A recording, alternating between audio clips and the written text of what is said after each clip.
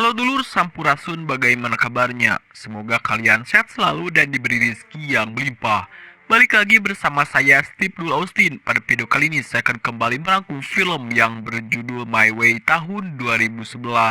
Oke lah dulur, tanpa panjang lebar lagi, kita langsung saja ke filmnya.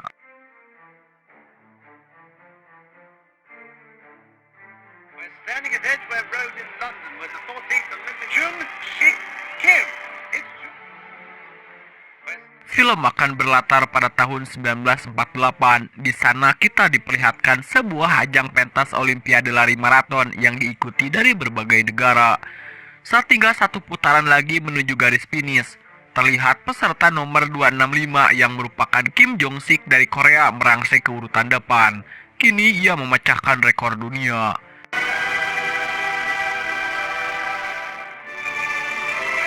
Sik Kim from out of nowhere. Unbelievable. Kemudian kita akan berjalan mundur pada tahun saat Korea masih di bawah kekuasaan Kekaisaran Jepang.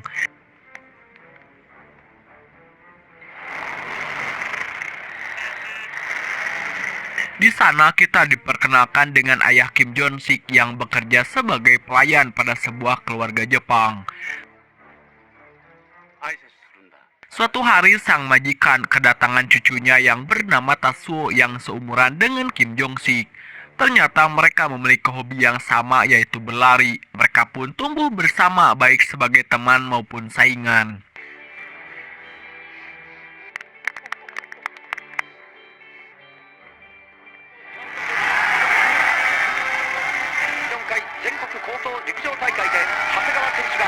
Hingga pada suatu hari saat sedang ada pesta di rumah sang majikan, seseorang mengirimkan hadiah yang ditunjukkan untuk Tatsuo.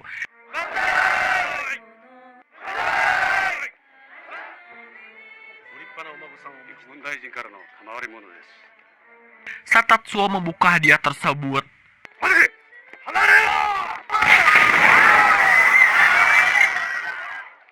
tak disangka isinya adalah bom. Beruntung Tatsuo selamat, tapi tidak dengan sang kakek yang tewas setelah ia mendekap bom tersebut untuk melindungi cucunya.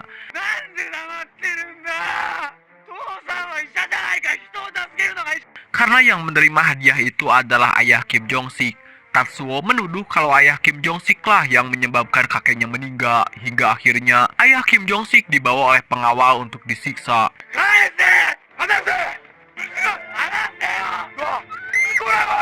Dan sejak saat itu juga keluarga Jong Sik diusir dari kediaman Tatsuo.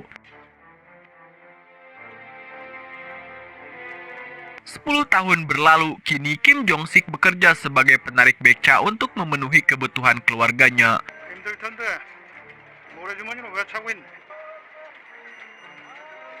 Pertemuannya yang tidak sengaja dengan seorang atlet Olimpiade Korea membawanya mengikuti seleksi lari maraton untuk Olimpiade.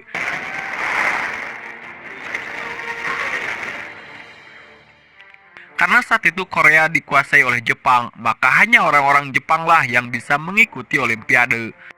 Tapi setelah bernegosiasi, akhirnya Jong Sik diberi kesempatan untuk ikut seleksi.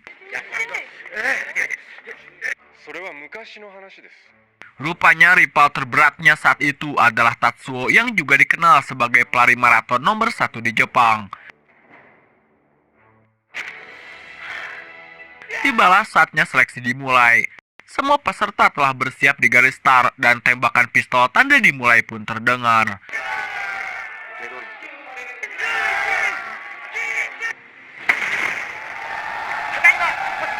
Semua peserta langsung beralih dengan cepat. Tatsuo langsung melesat jauh ke depan, sementara itu Jong Sik tertinggal di belakang.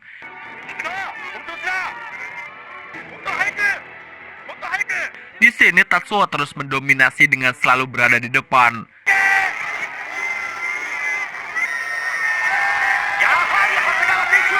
Singkatnya, saat akan mencapai garis finish, Jong Sik mengerahkan semua sisa tenaganya yang melesat jauh ke depan dan sudah sangat dekat dengan Tatsuo.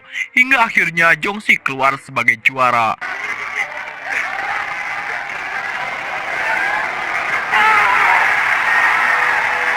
Akhirnya impian untuk ikut bisa Olimpiade kini akan tercapai. Keep it down.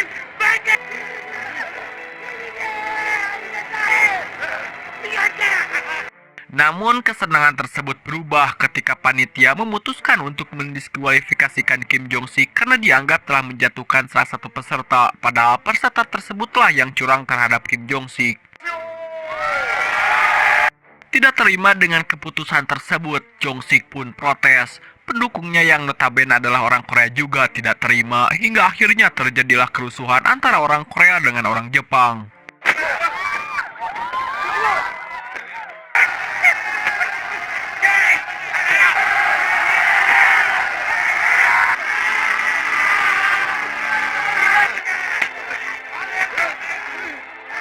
Dan akibatnya Jepang pun menjatuhi hukuman kepada para perusuh yang semuanya adalah orang Korea. Mereka semua dihukum untuk mengabdi menjadi tentara kekaisaran dan dikirim ke perbatasan untuk ikut menjaga pos Jepang dari serangan Uni Soviet.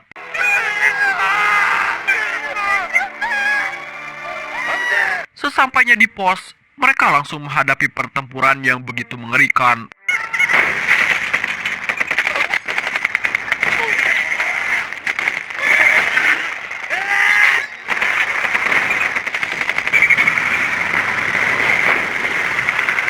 Pasukan Uni Soviet terus-menerus menyerang dan membuat pasukan Jepang semakin terdesak, hingga akhirnya komandan mereka menyuruh untuk mundur.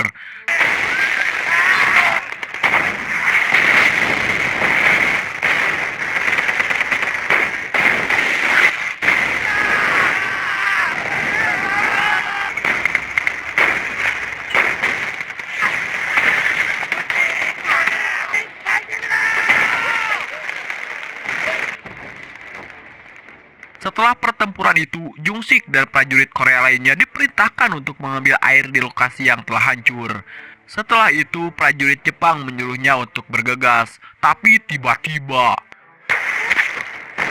ya, seorang sniper menembaki mereka dari tempat persembunyiannya.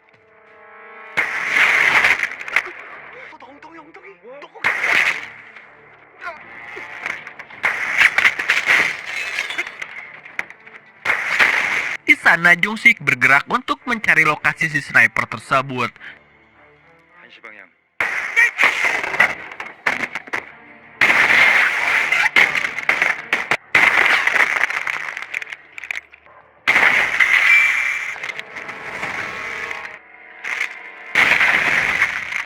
Si sniper itu berhasil melarikan diri, lalu Jong-sik mencarinya ke rumah kosong.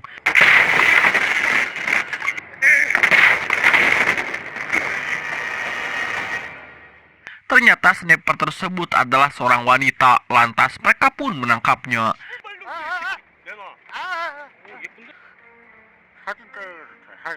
Setibanya di markas, Jong-sik beserta kawan-kawannya malah dipukuli oleh prajurit Jepang.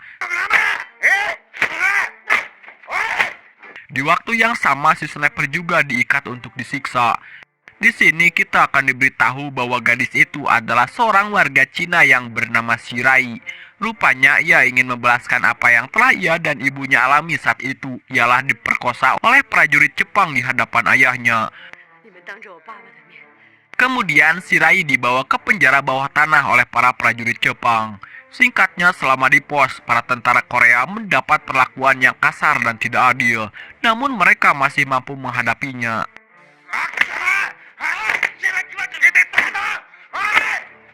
Suatu hari datanglah komandan baru yang tak lain dan tak bukan adalah Tatsuo.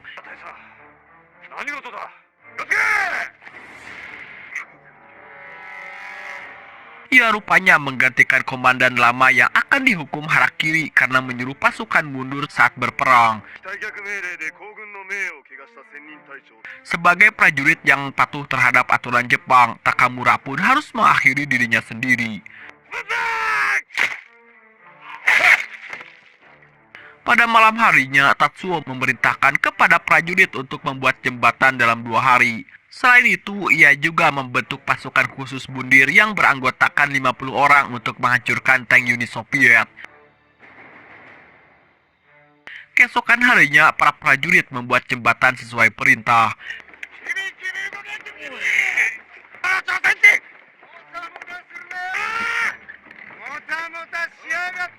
2 hari berikutnya jembatan diperiksa. Namun baut jembatan yang dibuat Jung-sik dan kawan-kawan sengaja dilepas oleh prajurit Jepang.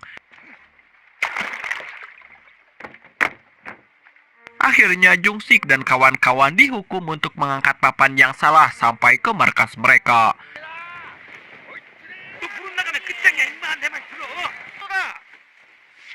Malam harinya 50 prajurit Jepang dan Korea dipilih sebagai utusan unit bundir untuk meledakkan tank Uni Soviet. Namun Jung-sik menolak untuk misi tersebut. Ia menganggap itu adalah sebuah kegilaan.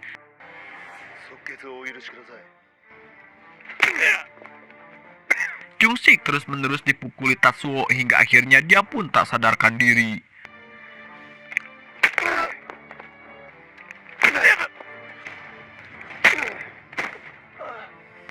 Lalu Tatsuo memerintahkan kepada prajuritnya untuk dieksekusi esok pagi bersama tawanan yang lain.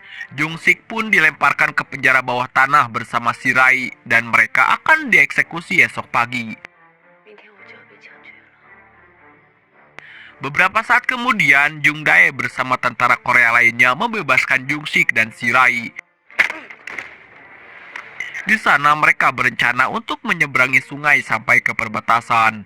Namun sesaat akan pergi,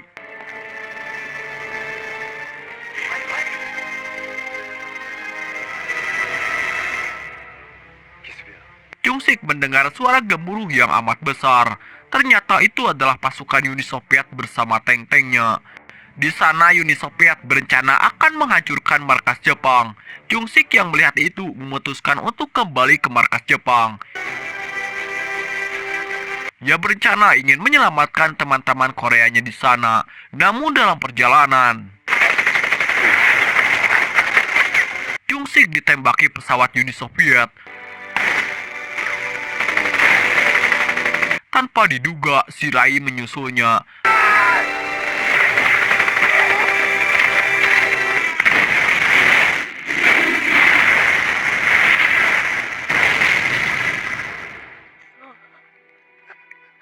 Sementara itu, pasukan tank Uni Soviet telah menyeberangi jembatan yang dibuat Jepang. Di sisi lain, Tatsuo dan prajuritnya belum mengetahui penyerangan tersebut. Di sini, Jung-sik berlari sekuat tenaga untuk memberitahu Tatsuo dan menyuruhnya mundur. Namun sayang, mereka sudah terlambat dan inilah yang terjadi.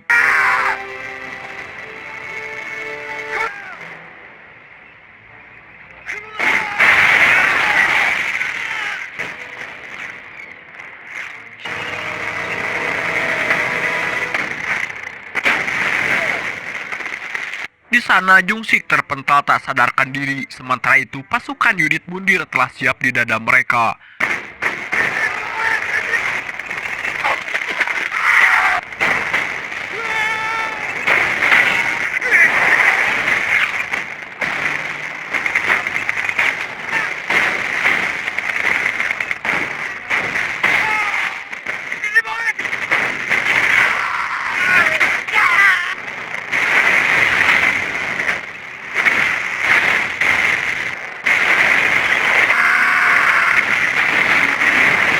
Dalam pertempuran itu, Jepang berhasil mengalahkan tank-tank Uni Soviet.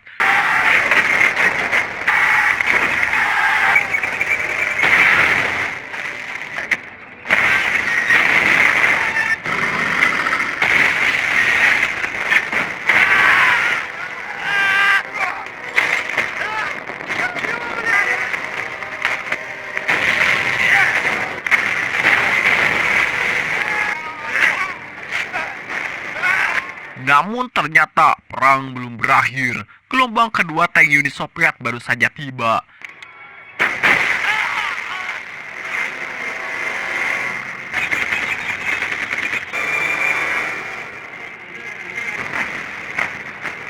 Sementara itu, Tatsuo menembaki para prajurit Jepang yang berusaha kabur dari pertempuran tersebut.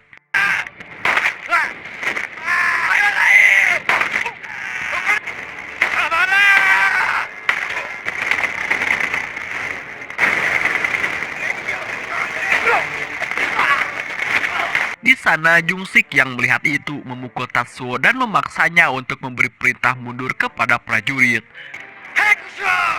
Kemudian Tatsuo membawa Jung-sik menuju tank Uni Soviet dengan bom bundir.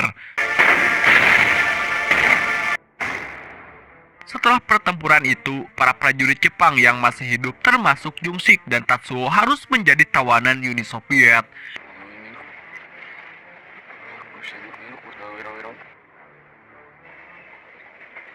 Mereka pun dibawa menuju kamp tempat para tawanan perang Uni Soviet. Di sana, para prajurit Jepang diberi sumpah untuk setia kepada Uni Soviet. Setelahnya, pimpinan mereka menghampiri Tatsuo sebagai pimpinan perang Jepang. Ia meminta bukti kepada Tatsuo atas sumpahnya kepada Uni Soviet dengan menginjak bendera kebanggaan mereka. Namun Tatsuo menentangnya.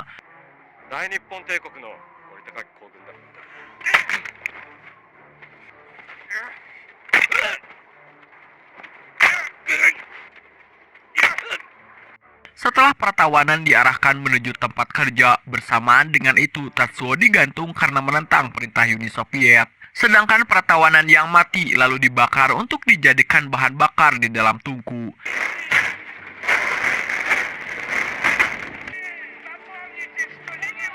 Sesampainya di tempat kerja, para prajurit Jepang yang biasanya menyiksa musuh, kini mereka harus disiksa oleh para prajurit Uni Soviet. Di tempat kerja Rodi itu, Jung-sik bertemu dengan kawan-kawan yang terpisah saat perang sebelumnya. Setelahnya, pengawas tawanan bernama Anton menjelaskan tata tertib untuk para tawanan. Dan ternyata Anton adalah Jung-dae, sahabat dekat Jung-sik. Tidak lama, prajurit Jepang yang biasa menyiksa Jung-dae menghampirinya. Tanpa ragu, Jung-dae menghajarnya hingga puas.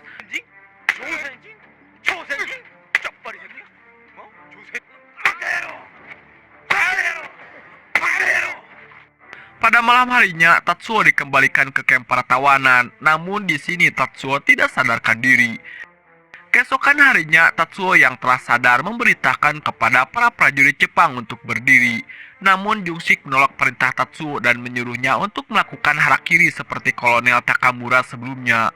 Jelas hal itu mengakibatkan perkelahian antara keduanya.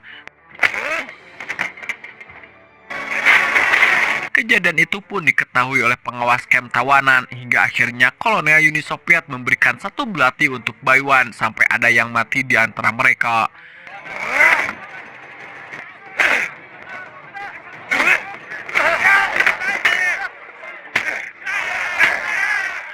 Pada akhirnya belati itu pun diraih oleh Jung-sik, namun Jung-sik tidak tega membunuhnya.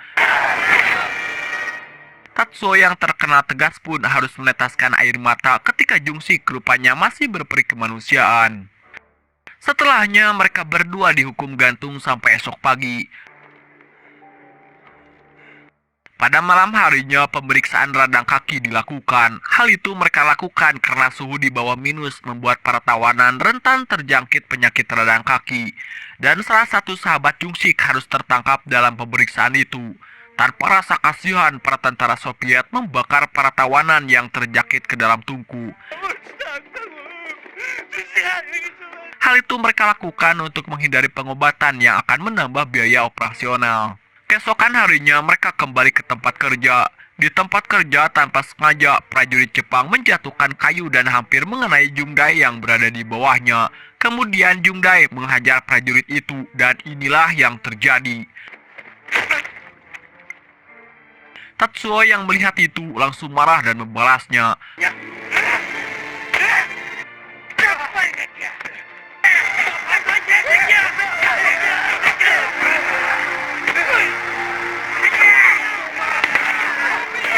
Perkelahian itu pun semakin meluas dan mengakibatkan tawanan Korea dan Jepang harus saling berkelahi. Setelah kejadian itu, para tawanan yang terlibat harus dieksekusi oleh Uni Soviet. Di sini tanpa diduga, prajurit Uni Soviet lainnya datang dengan membuat telegram mendesak untuk perang melawan Jerman. Para tawanan diberi pilihan untuk ikut berperang atau ditembak mati.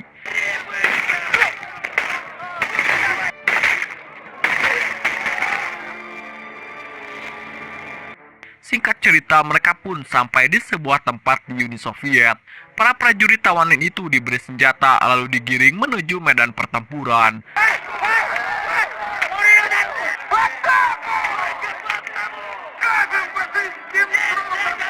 Sementara itu, prajurit Nazi sudah bersiap dengan senjata mesin mereka.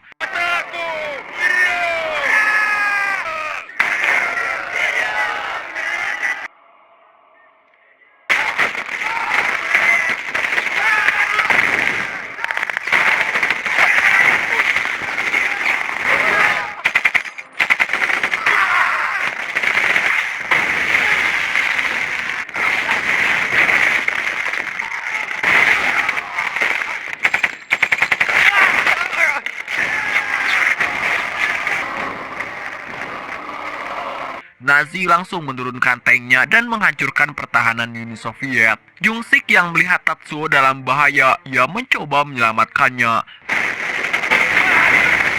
Dalam ledakan itu, membuat telinga Jung-sik merasa sangat kesakitan. Tidak lama setelahnya, Jung-dae harus tertembak oleh Nazi. Di sana Jung-sik mengajaknya untuk melarikan diri, namun Jung-dae menolaknya dan memilih kembali bertempur. Di sisi lain, Letnan Uni Soviet menembaki para prajurit yang mencoba kabur. Jelas hal itu mengingatkan Tatsuo dengan apa yang ia lakukan sebelumnya.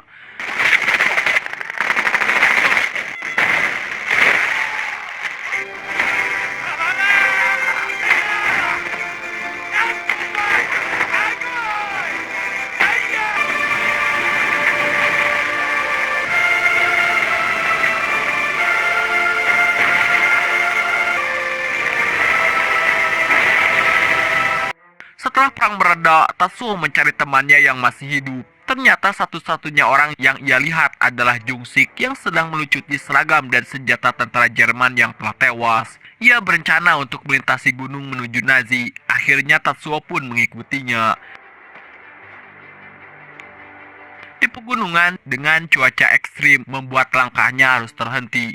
Namun di sini Jung-sik membantunya berdiri untuk melanjutkan perjalanan. Keesokan harinya mereka melanjutkan perjalanan. Di sana Jung-sik melihat ada sebuah pemukiman dan terlihat mereka bahagia dan tambah semangat. Namun tiba-tiba Tatsuo terjatuh karena luka yang dideritanya semakin parah dan tak mampu lagi untuk berjalan. Akhirnya Jung-sik menggendongnya sampai ke pemukiman tersebut. Jung-sik mencoba menolongnya dengan mencari obat-obatan, namun dia tidak menemukan apapun di sana. Kemudian Jung-sik mencoba mencari ke tempat lain dengan memasuki rumah-rumah yang ditinggalkan di pemukiman. Namun sayang, ia tidak menemukan obat satupun di sana. Dan tiba-tiba, rombongan tentara Jerman melintasi daerah itu. Jung-sik mengaku sebagai tentara Jepang karena pada saat itu Jepang bersekutu dengan Jerman. Jung-sik memberitahu kepada mereka kalau ada yang terluka dan membutuhkan pertolongan di dalam sana. Namun pimpinan pasukan tidak mengerti ucapannya. Lantas si letnan malah memerintahkan anak buahnya untuk membawa Jung-sik dan menghajarnya. 3 tahun setelahnya, Tatsuo terselamatkan dan bergabung sebagai tentara tawanan Jerman bersama tawanan yang lain. Mereka pun ditempatkan di sebuah pantai Normandia di Prancis. Kemudian pimpinan Jerman menginstruksikan bahwa tugas mereka adalah membuat parit pertahanan dan membuat perkemahan di pantai tersebut. Di sela-sela waktunya, Tatsuo selalu mencari keberadaan Jung-sik. Setelah bekerja, Tatsuo sedang memandangi lautan, dan tanpa diduga ia melihat seseorang yang sedang berlari di tepi pantai. Tatsuo pun segera berlari menghampirinya. Ternyata benar, ia adalah Jung-sik, orang yang telah menyelamatkan nyawa Tatsuo berkali-kali. Tatsuo terus berbicara menceritakan tentang kisah yang telah ia jalani sebelumnya. Dan ternyata pendengaran Jung-sik rusak total akibat ledakan bom saat Jung-sik menyelamatkan dirinya. Keesokan harinya, para prajurit Batalion Timur dikumpulkan. Komandan pasukan Jerman mengumumkan bahwa pasukan sekutu akan menyerang Nordpas-de-Calais. Maka dari itu, para pasukan diperintahkan untuk bersiap-siap dan akan dipindahkan esok hari ke daerah Nordpas-de-Calais untuk bertempur di sana. Setelah pengumuman, Tatsuo berencana mengajak Jung-sik untuk melarikan diri dari kamp mereka. Tatsuo menghubungi temannya yang akan berangkat sebelum fajar bersama truk makanan ke Jamaika dan ada pelabuhan di sana. Sebelum fajar tiba, Tatsuo dan Jung-sik sudah bersiap-siap untuk melarikan diri. Namun sesaat akan keluar,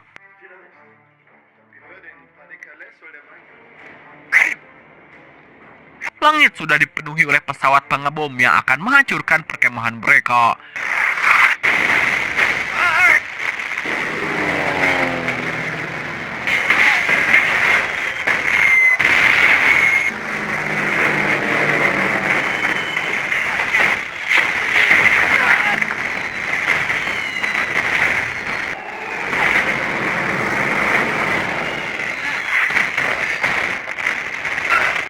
Dalam pertempuran itu, kolonel Jerman menempatkan Jungsik dan Tatsuo di sebuah bunker dengan senjata mesin.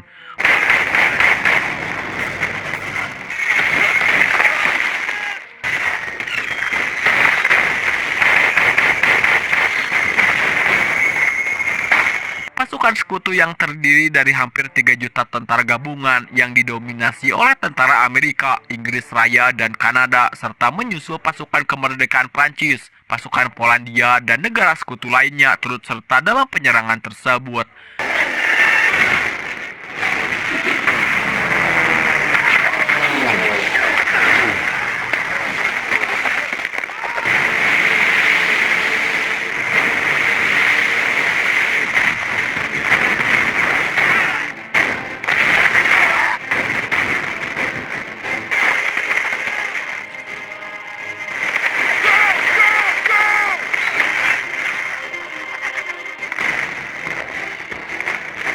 Sementara itu, Jungsik dan Tatsuo yang berada di dalam bunker dilempari granat oleh tentara sekutu.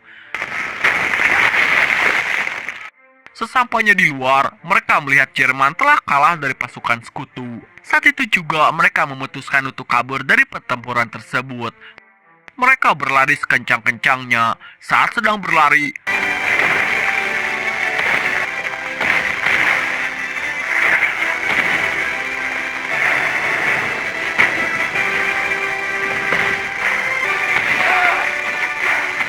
bom dari tentara sekutu mengenai mereka dan membuat mereka terluka.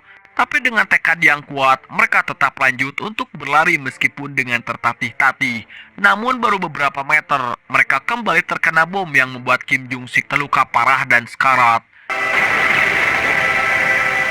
Di saat sekaratnya, Kim Jungsik menukar kalung miliknya dengan kalung milik Tatsuo. Ia menyuruh Tatsuo untuk mengganti namanya menjadi Kim Jong-sik karena apabila tetap memakai nama Tatsuo, sudah pasti Tatsuo akan dibunuh oleh tentara sekutu karena orang Jepang merupakan musuh sekutu. Dan akhirnya Kim Jong-sik pun harus mati.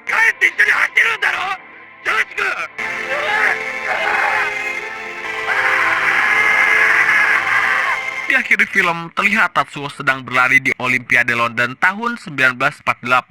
Ia memakai nama Kim Jong-sik dan nomor 265 seperti di awal film.